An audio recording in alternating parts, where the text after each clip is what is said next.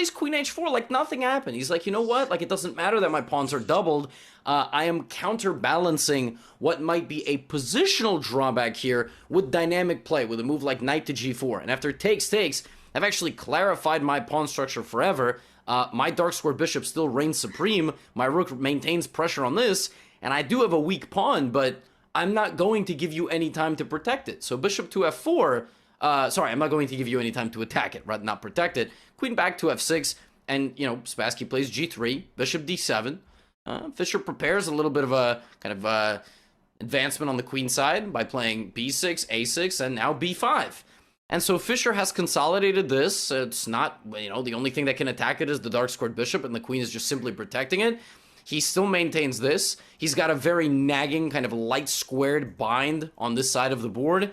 And well, he plays queen g6, and now he begins fighting on all three sides. I mean, it's kind of fascinating how he's got pressure on the center, he's got pressure on the queen side, and he's always got this lurking advancement on this side of the board. So he plays rook to e7, plays rook b8, kind of improving the positioning of his pieces, b4, and now c4, and the queen has to drop back. So the evaluation of this position 27 moves in is that Fischer has a slightly better position because of a bit more pressure, a bit more kind of tangible pressure on the weaknesses, whereas Spassky's got pressure on things that are very well defended that he cannot kind of attack more than Fischer can defend. And remember, ladies and gentlemen, what I said about that lurking threat? h5. And then all of a sudden, you know, Fischer's trying to make progress on this side. Now here, they briefly repeat.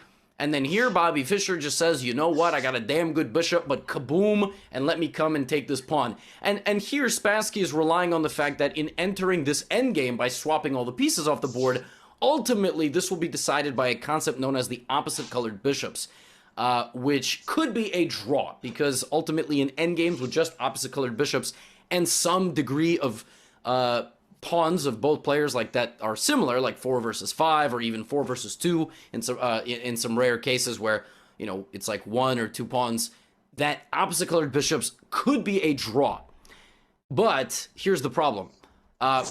Bobby Fischer is only going to trade queens if he is 100% convinced that he has a win, and furthermore, he might just not trade the queens at all. He might just maintain the pressure with the queen and the bishop. But they also do say that the opposite-colored bishops favor the attacking player. And when you go in an attack on a king, the opposite-colored bishops will favor the person attacking because one of the bishops cannot defend against the other. And in this position, Boris Spassky resigned because, for example, if he were to play king to e1, there would be a winning of a second pawn, and then bishop to d2 would lead to just checkmate.